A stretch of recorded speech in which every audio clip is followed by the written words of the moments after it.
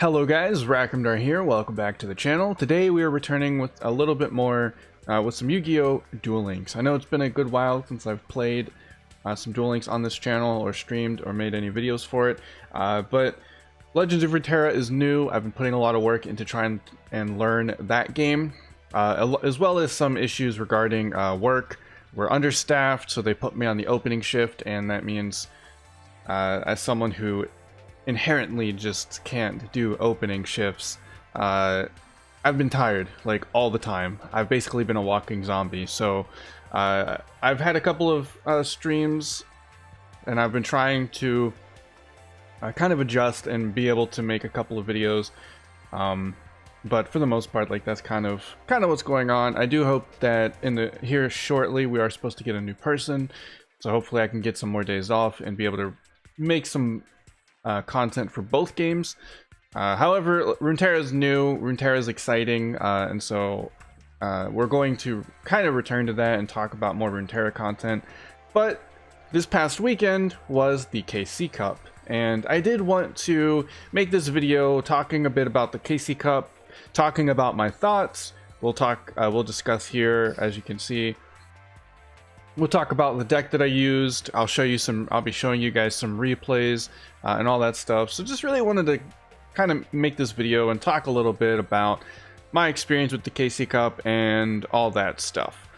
So there will be some discussion timestamps in the description below. So if you don't want to stick around for any of the KC Cup discussion, you want to jump to straight deck list stuff, feel free to do that. Before you go, though, I will say it would mean a lot if you could like the video, if you enjoy this content. Let me know also if you guys would like to see some more of the stream replays. So right now we're going to do a format where I just show you the deck list, and then we're going to go straight into saved replays, and I'm going to commentate over them with my thoughts and what I was kind of thinking at the time.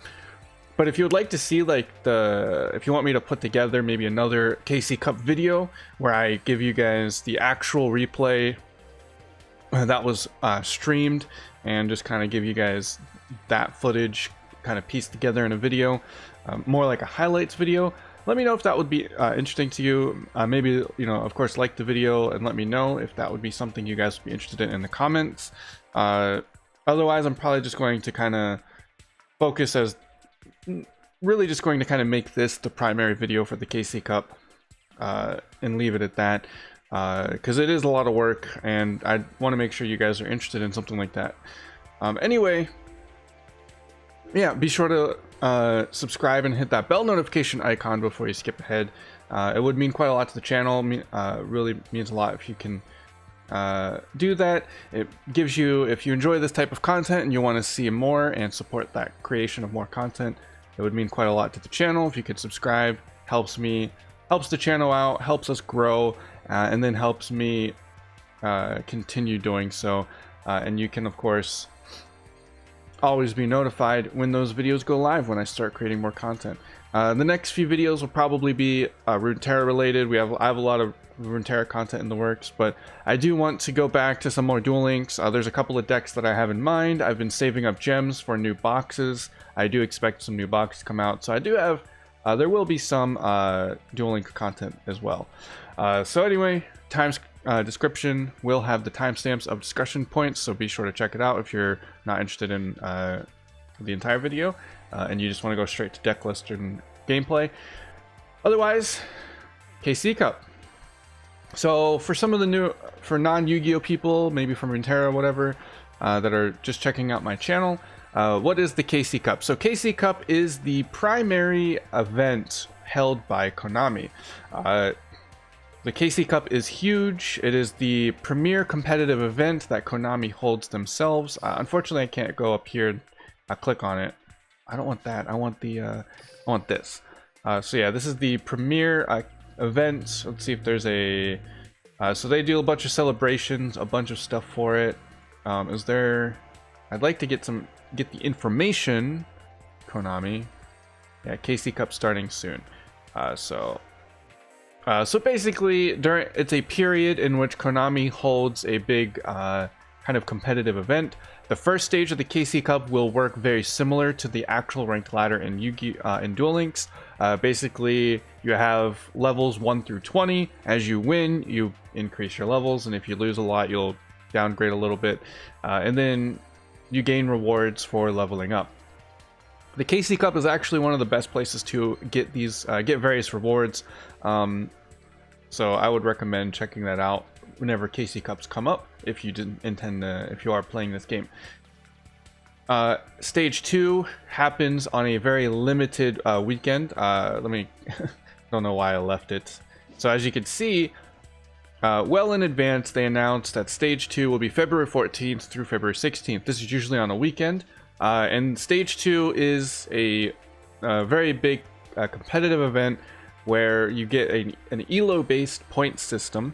And you start at 0 points, and then you build up points as you win. I think it's 1,000. It's about 1,000 per win-loss, and it is dependent on the rank of the person you beat or lost against. So it's got some kind of ELO-based systems in play in the background there, dictating how much you'll win or lose. And then at the very end of the event, the person with the highest amount of duel points globally, not just in various regions, but the global first place winner of the KC Cup will get an invitation to the World Championship Series held by Konami. And honestly, this is a very big deal. I'm pretty sure they even go out of their way to make sure that you can be flown out to the World Championships. I'm pretty sure they usually hold them in Japan, if I'm not mistaken. I could be wrong, but I want to say that that's usually where they're held. And they'll fly you out. You get all the reward, all those nice advantages. You get lodging and whatnot. I think usually there's 20-ish players, in between 10 to 20 players that get invited to the World Championships, and they then play out that tournament and see who is the best Yu-Gi-Oh! Duel Links player in the world. So anybody who's remotely competitive do usually tend to kind of play this. There's usually this kind of void in this game when it comes to high levels of competition. Once you hit King of Games, competition kind of dies out. There's no further ranking system at play. You hit King of Games, you're done. There's no reward for continuing winning to continue playing. Usually this void is filled by community-driven tournaments. There's the most popular one known as Duel Links Meta, ran by a player named Decade. He creates a lot of content for this game and hosts the biggest tournaments for this game, almost keeping single-handedly keeping the game alive, I feel, in some cases when it comes to the competitive spirit. That's usually where the top players will go once they've hit King of Games in the game. They go and eventually test their skills against the best players in a tournament format. This is just so much more convenient. Instead of having to sign up for a tournament, register, submit deck lists, go through a bunch of third-party programs, you just click Duel and the game app does it for you. This is all built into the actual app of Duel Links itself. If I was doing this video, recording this video during the KC Cup, you would notice usually, I think I can actually show so it puts in a new mode. And then you can click on the mode and it will give you the opportunity to check it out. Right now they're calculating duel points to make sure they get the right person, or make sure everything's accurate and up to date. I think I landed somewhere around 10,000 points when I was done. So it's a huge event, really big, just a really big event for a lot of players. Most of the top players in this game do come in and start playing it. Lots of really high-level, exciting competition. I love the KC Cup personally. I do intend to eventually work my way into one of the tournaments, seeing if I can maybe participate in something like that. But for the most part, again, the tournaments can be fairly inconvenient when it comes to actually entering them and following through with them, whereas in something like this is super easy, super simple to just click Duel and you're immediately paired up against another player of really high caliber. It's just much more convenient when it comes to playing and actually getting that competition in. So I really do enjoy the KC Cup Stage 2. I don't always get to play it because, of course, it is during a weekend, which can sometimes just conflict with a lot of the work schedule I tend to receive.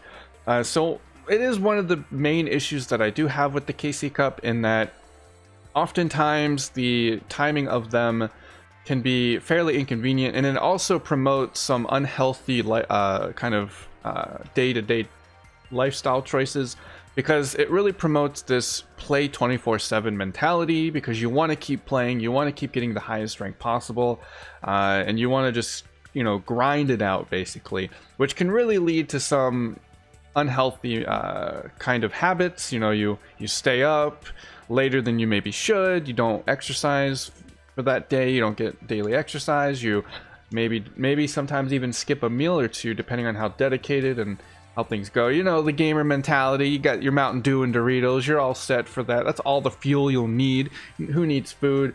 Maybe order a pizza or something and just snack throughout the day. It's not horrendous, but it definitely isn't healthy.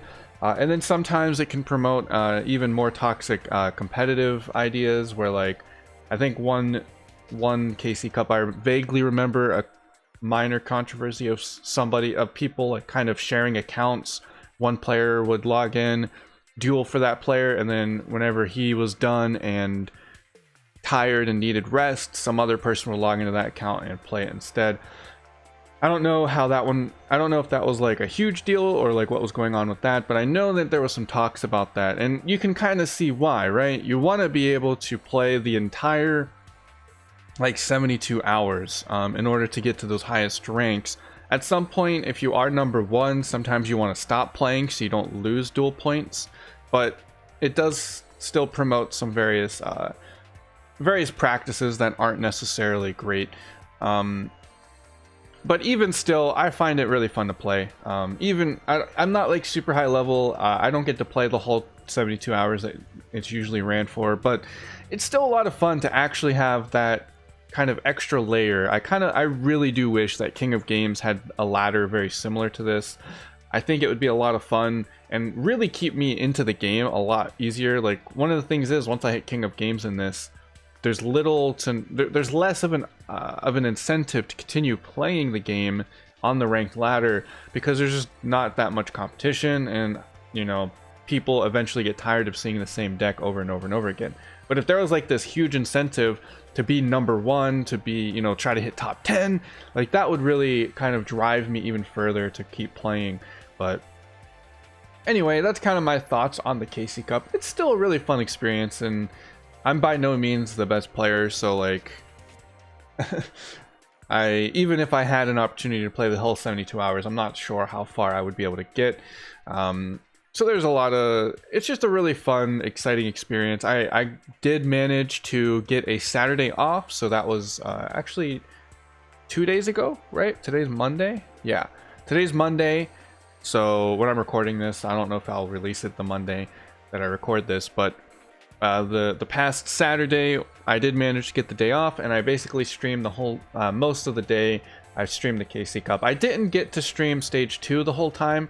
I did, unfortunately, like I said, I've been having those earlier shifts, so I was a zombie throughout the week. I didn't get to Stage 2, so I basically, with the first 2 hours of the stream, went from duel level 13 to maximum duel level, and then from there I did manage to get play through Stage 2 a little bit and get to about 10,000 points. So I just had to get those rewards. There was like 600 gems within those duel levels. Initially, I was going to just skip straight to Stage 2 because I was King of Games in January, and because of that, they do give you a free pass to Stage 2 if you don't care about those rewards. I do strongly recommend you get the rewards. Like I said, just within those 7 stages was like 600 gems, which is quite a lot compared to like other events that Konami does with gems. So I really needed those because I'm actually, you know, I need the gems to start building new decks and start getting new stuff. I'm really looking forward to whenever they eventually release Heroes. That's what I've been saving my gems for. Hopefully we get Stratos soon, because I really want to start messing with Heroes again. But anyway, I think that's enough rambling about that. Let's go ahead and talk about the deck that I used in order to get as far as I did with the KC Cup. And that is, as you can see here, that I've been hovering for the past 2 or so minutes. Grass looks greener, Shiranui.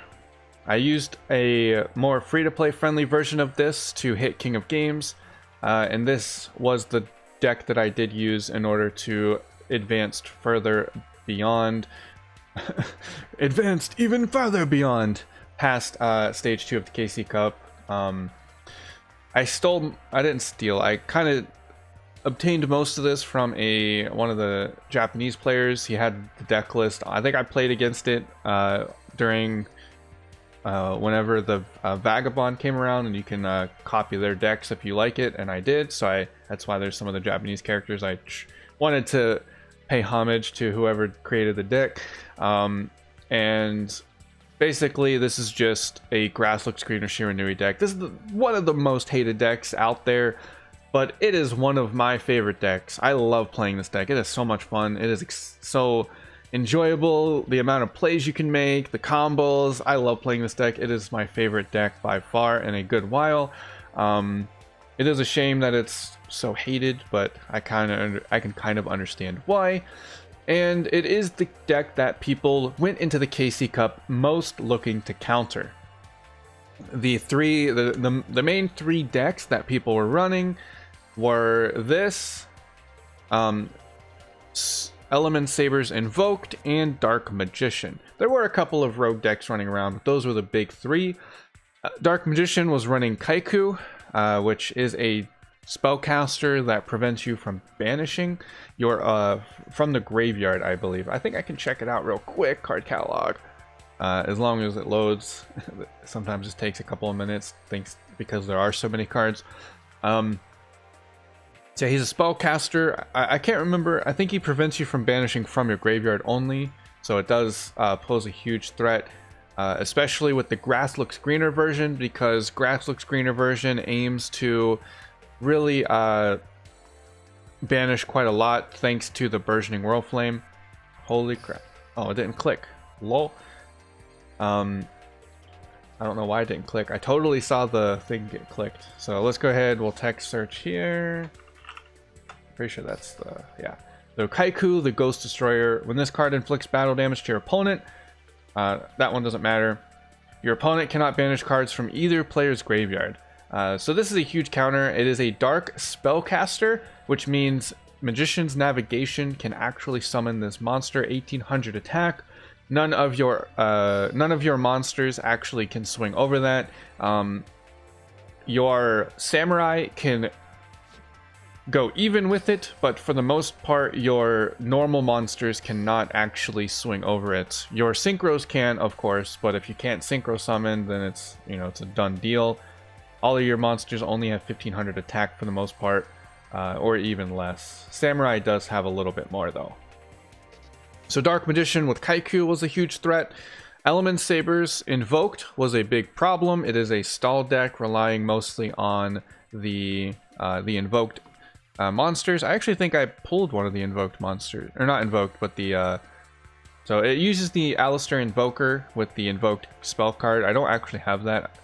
I have been trying to get it because this Alistair the Invoker and the invoked engine is actually a really good one that could see a lot of future potential. And then we have Molehu. Basically, he has a quick effect Paleozoic Canadia.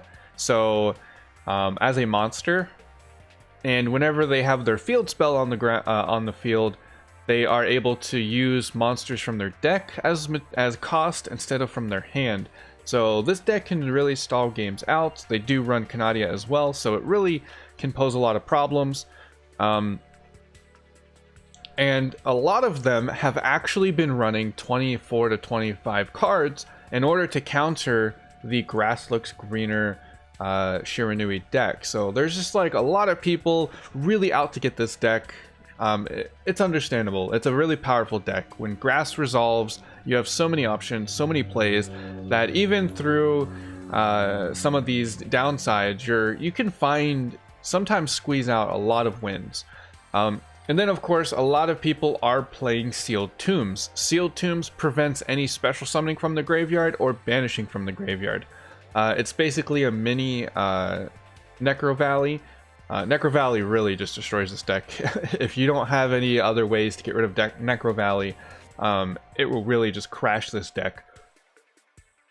But Sealed Tombs is like a mini version of that, and it only lasts for 1 turn. So, but a lot of people are running Sealed Tombs specifically to deal with this deck. I mean, it really helps against most decks. It's a really good skill, really good generic skill, but it does just kind of destroy Grass Shiranui.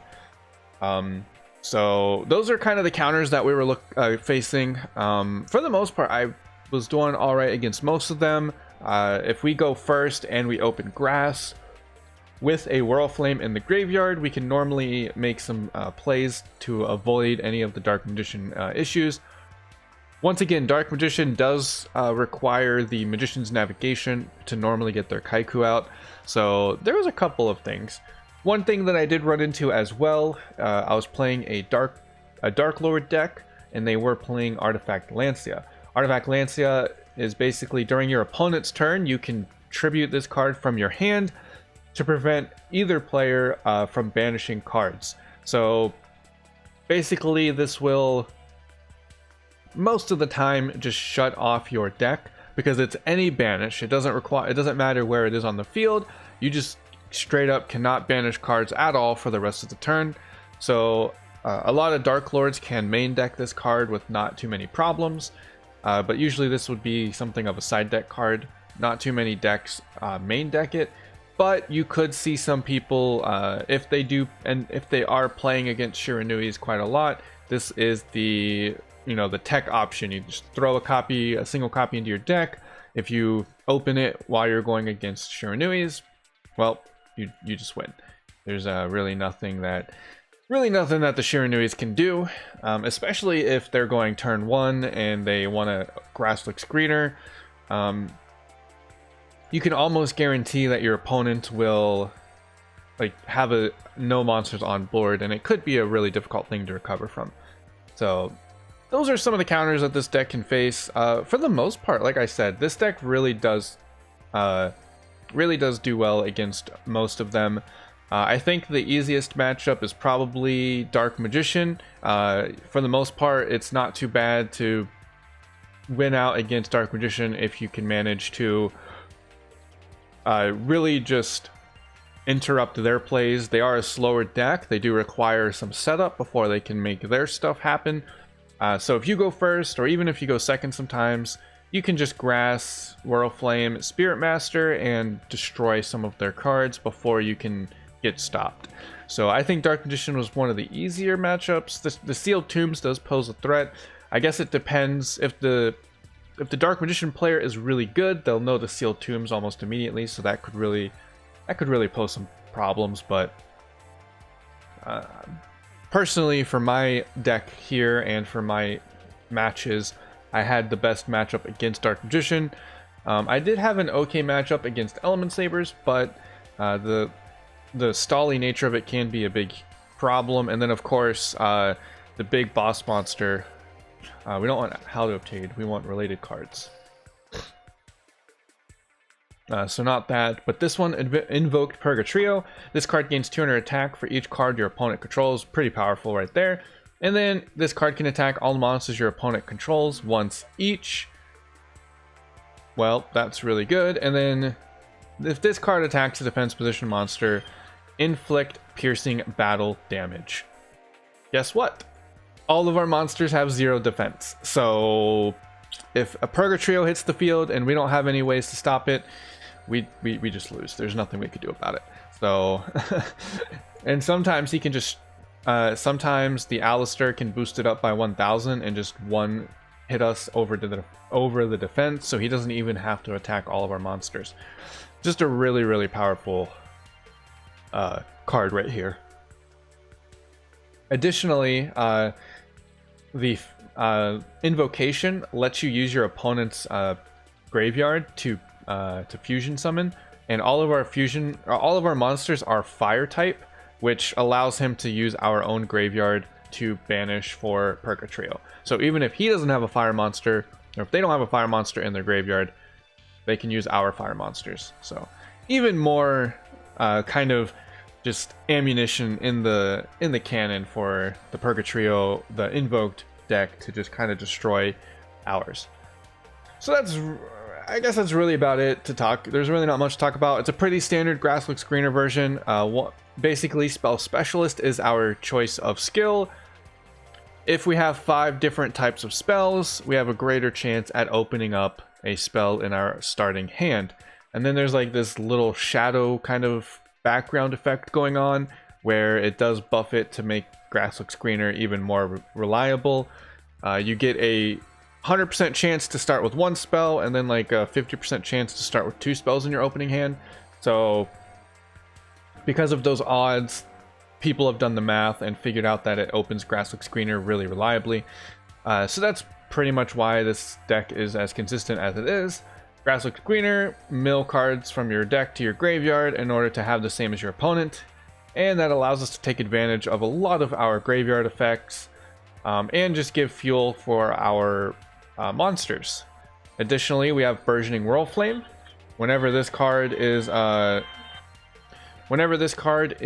our graveyard, we can banish 2 fire monsters to add it to our hand, and this will allow us to banish things like Spirit Master, Squire, or Solitaire in order to use their banished effects. The rest of the cards are pretty standard: Enemy Controller, Warlixy Clash, and Paleozoic Canadia for back row or for some stall and protection, or for game-winning plays with Enemy Controller. 1 Cosmic Cyclone. Again, there's just a lot of stuff that back row, you need some stuff to deal with back row. Cosmic Cyclone is really powerful. We do have 1 copy of Gold Sarcophagus. This will banish any card from our deck and then add it to our hand into standby phases. This can be used, this has like a dual purpose essentially, because not only can we banish our monsters to gain their banished effects, but if the match is still ongoing, we can add them to our hand later and potentially use those. So it's really, really nice kind of synergy. I would like to run more Gold Sarcophagus if I had them. If I was running the 20 card version, I would definitely want to run 2, maybe even 3, but for this one in particular, it's not super necessary to have more than 1 copy. I think it's a very powerful card. You'll probably see, I think one of the replays I did manage to use this very effectively. Additionally, it's really nice because you can use it with Solitaire. You can banish a monster and then use Solitaire to summon it, or you can straight up banish the Solitaire to summon one of your banished monsters. It's just, the deck just works. It's really good. So I really love this deck. The plays are so nice. Like, there's so many things that you can do in order to find yourself a victory. One of the main things that I did run into, or one of the main issues I ran into, was the timer, actually. You just have so many options with this deck and so many different plays that sometimes it's not so obvious what the how do you solve the puzzle, basically, what's the out. So you do take up a little bit more time than your opponent. Additionally, there's more combos, so because of how the game works and making sure that you click all the things properly and activate all of your effects, it takes a little bit longer than some of the other decks in order to make your plays. So I would really suggest, if you're trying to learn this deck, or like if you're just getting used to a deck like this, definitely do some practice matches. Maybe go on one of the Yu-Gi-Oh simulators to practice, or just practice against some of the AI in this game, and make sure that you really understand a lot of the combos, because timer will be your worst enemy. All right, so let's go ahead. We're going to go ahead and watch a couple of those replays, and that will be it for this video. So I'm gonna go ahead and even go find there. Nope, that's friend duels. We do not want that. We want duel replays. Duel replays. There we go. So as you can see here, I think this one, the first one here, might actually be from stage 1, and then the rest, the other 4, are going to be stage 2 matches. Let's go ahead and jump straight into it. So yeah, again, let me know if you would rather, if you want a video with some of the raw footage where I was literally to show you guys the stream footage, and edit it up a little bit so it's not super super choppy, but because I think I have a couple of fun matches that would be nice to have. So we go second. He does the T set here. Again, you can kind of see here already. Our opponent's running a deck of larger size. I do believe he's running Element Sabers here. So this larger size deck is just specifically to counter ours. We do open with a Grass and a Squire. I forget the reasoning for picking this, for saving this replay. We do Banish, Destroy. I don't know why he doesn't use any of his stuff. He has a, like, he could just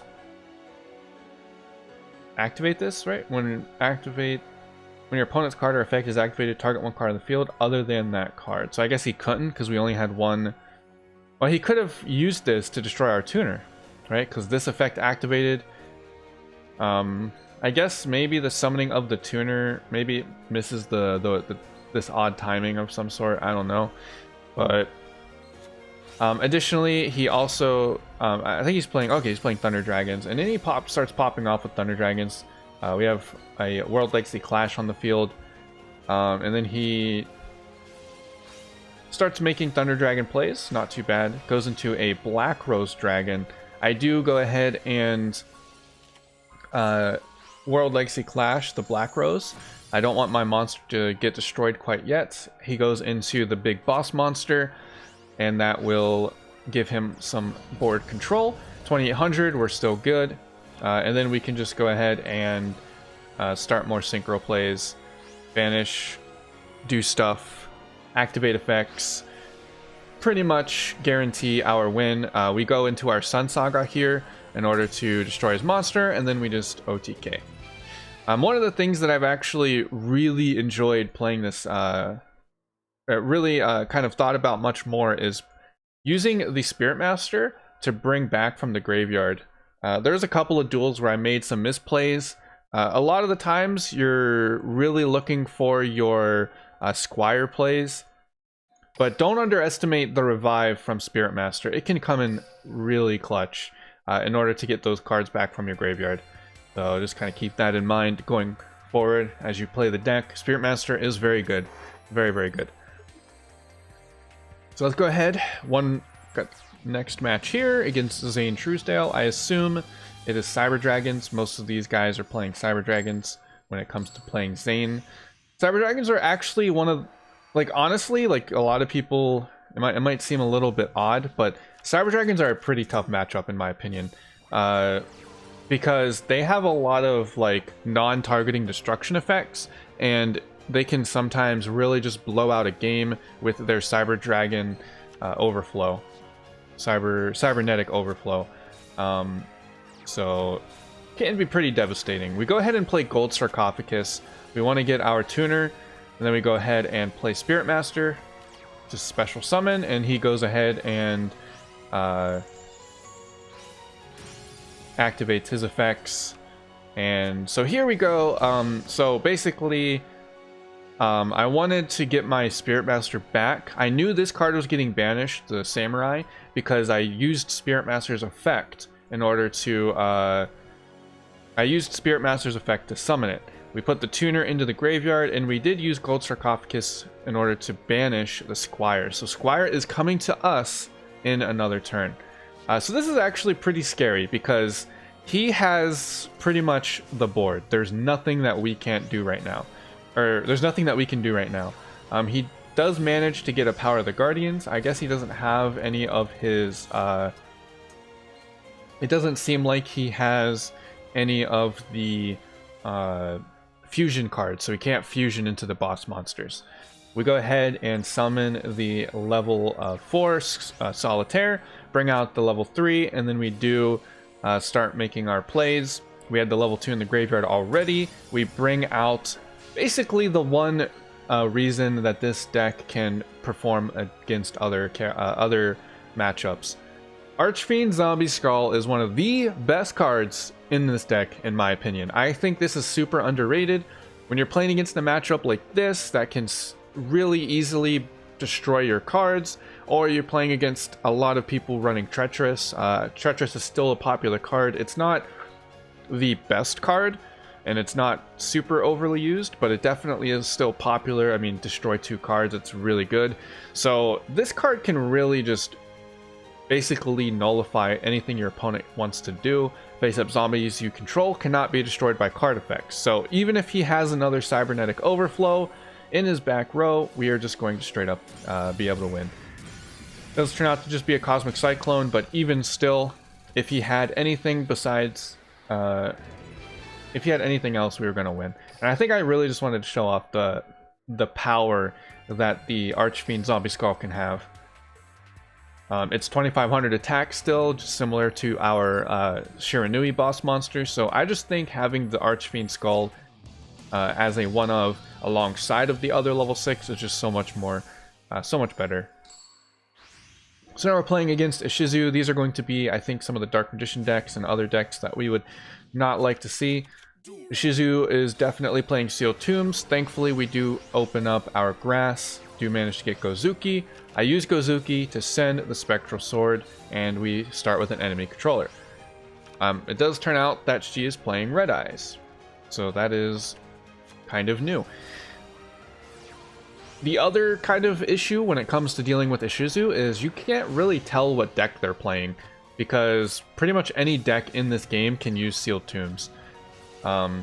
So we do accidentally kind of let him swing in.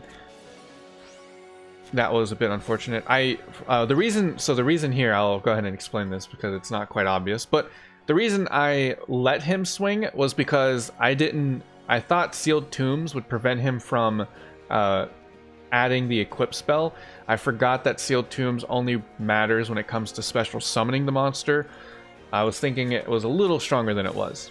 So we go ahead and activate or set one of our monsters because we can't make any real big plays. We do have a Bacon Saver in the graveyard. I don't know if, which allows us to summon our thing. And then the reason for the I Bacon Saver on the assailant because I do not want Gozuki banished. I want to activate its effect. When this card is sent to the graveyard, you can actually use it to special summon a card from your hand. So I wanted to bring out the Samurai Shiranui Smith, and then I also wanted to banish the Spirit Master. So we use the Spirit Master, get rid of his back row card, and then this allows us to go quite nicely into our stuff. We use the Shiranui Smith to go into Black Rose Dragon. Shiranui Smith activates, allowing us to search our deck for a Shiranui card of our choice, and then we get to go ahead and play our stuff. He does manage to keep his Slash Dragon on the field, and then we go ahead and make our plays into big boy cards. Shiranui Shogun Saga. Spirit Master destroys his card as we banish it with the Shogun Saga, and then we get a free open board to attack directly with 4500. So really powerful turn there. We really just make a lot of strong plays. All right, 2 more matches left. Go ahead and wrap this up. And then what kind of decks did you guys use for your KC Cup? Let me know what your guys' decks were in the comments below. I know I'm the filthy Shiranui player, so I know everyone's gonna hate me in the comments, but hey man, they're just too much fun. I don't know, they're just way too much fun. Open up grass. Spell Specialist is too strong. Open up the Squire. We're gonna go ahead and make more plays with it. Use the Squire Saga. Banish the Squire, and then discard the Whirlflame. So Whirlflame in our graveyard is really nice. So this is a Dark Magician deck. So I personally think that if you're going to be playing Dark Magician against spell Shiranuis like this, Sealed Tombs immediately, like as soon as the turn is over, begins, because I pretty much immediately activate Whirlflame. If Sealed Tombs was activated, there would not be the ability to do so. I go ahead and make a bunch of chains here, because if I give priority to my opponent in any capacity, he will be able to activate Sealed Tombs. So I want to ensure that there's no priority being given to my opponent. I can do all of this in a single chain. So I chain the Whirlflame, I let all of this resolve, and then as the Squire is resolving, I activate the other World Flame in order to banish the Spirit Master that I discarded with the Squire. This is really important because I do this in such a way that he cannot seal tombs at all. This will destroy his back row card, which will allow us to not get banished. And then, of course, I will activate the Solitaire. I activate Solitaire just to get another field, a monster on field, just to be safe. I don't think he doesn't activate sealed tombs here. Does he even have it? I don't know. I should probably check that. Oh, let me pause that. No, he does. He should have sealed tombs. So, note to self: play sealed tombs. For anybody playing, like, do not give me the freedom to actually get my stuff going. And this is a huge misplay on my opponent. Sealed tombs immediately. You do not want me to have any kind of responses. And then, of course, this will be our final match. I did manage to get to about 10,000 duel points. I think that's probably going to be like top like 1,000 NA and then top like 10,000 globally or something like that. The last time I played this was about a year, 2 years ago. I played it during the meta with Sylvans and Masked Heroes, and I did manage with Masked Heroes to get to about 24,000 duel points, which was, I think, top 200 global and like top 100 NA or something like that. So that was a really big accomplishment for me. This person's playing the magician ladies, the cute deck, all the magicians. We do open up grass, and he ultimate providences our boss, our Squire. Thankfully, our deck is broken, and we still get to make plays, which is honestly quite surprising. We don't make enough plays, however, but thankfully his deck can't OTK us, so we do manage to get a follow-up. Again, I think this one might actually been not playing. He might have been playing Sealed Tombs. I still don't understand. If you're running Sealed Tombs, use your Sealed Tombs. I know it's pretty, like, you really want to have those moments where you want to save it. You don't want to use it. It's a once per duel effect, but if you don't use it at all, like, you're just going to regret it. We go for a Black Rose here. A lot of these magician girls have abilities where if they are targeted by effects, they get to redirect those targets and summon monsters. So we don't want to do any targeting. We just go for a Black Rose board wipe. I'm really happy, actually. I'm really happy I was able to showcase some Black Rose board wipes in this video. I added Black Rose to my deck, but I was having trouble actually utilizing the Black Rose Dragon. But I eventually kind of started recognizing different plays to make the dragon, and Black Rose is a huge card, definitely a really good card. We go for a lethal, here, but our opponent had Sphere Karibo, and we were a little sad that the Sphere Karibo happened, but thankfully our opponent did not draw into a redeeming hand, and then of course we do end up. My opponent ends up surrendering.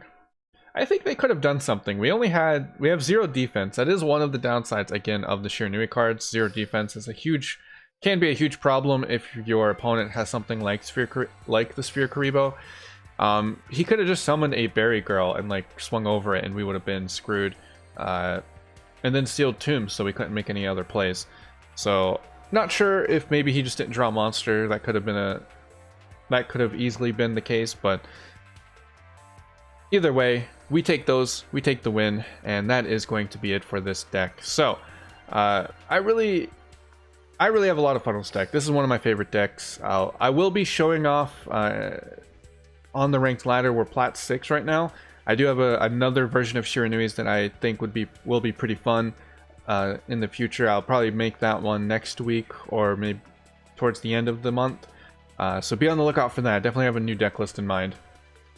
But yeah, this is pretty much the pretty much the deck. Definitely my favorite deck to play at the very moment, at least until I pick up some more hero cards and eventually get released for Stratos, because heroes are my favorite archetype and I can't wait to get them again. But Shiranuis have quickly became one of my favorite archetypes. I really like this this archetype quite a lot, and I know they're gonna get nerfed. There's no way that we're not gonna see a nerf coming in soon. So I'll be pretty excited to experiment with them after the nerf and see if they still have that same power in them. So anyway, let's go ahead and wrap up this video. If you enjoyed, like I said a little earlier, please like. It means quite a lot for the channel and helps the channel out quite a lot. I just said quite a lot twice. Vocabulary, say new stuff. English. Anyway, thanks so much for watching. If you enjoyed this content, please consider subscribing for more content in the future. And if you like card games, if you like other card games, check out some of my Runeterra videos on the channel. So, without further ado, thank you guys so much. I'll see you guys next time. Later!